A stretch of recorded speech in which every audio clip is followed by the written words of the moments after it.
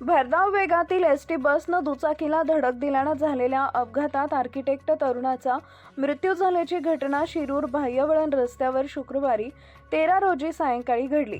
चंद्रकांत जयसिंग भोसले वय वर्ष 26 राहणार नावरे तालुका शिरूर असा अपघातात दुर्दैवी मृत्यू झालेल्या आर्किटेक्ट तरुणाचं नाव आहे। समजलेल्या माहितीनुसार नावरे येथील आर्किटेक्ट चंद्रकांत भोसले शिरूर येथील काम आटपून शुक्रवारी सायंकाळी 5 वाजेच्या सुमारास दुचाकीवरून नावरे गावाकडे परतत होता।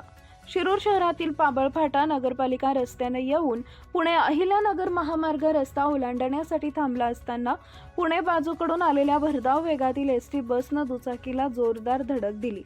या अपघातात चंद्रकांत भोसले यांच्या डोक्याला पायाला गंभीर दुखापत झाली।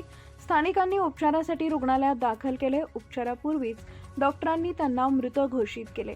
चंद्रकांत भोसले या आर्किटेक्ट तरुणानं आर्किटेक्चरचं शिक्षण पूर्ण करून नुकताच नावरे इथं व्यवसाय सुरू केला होता।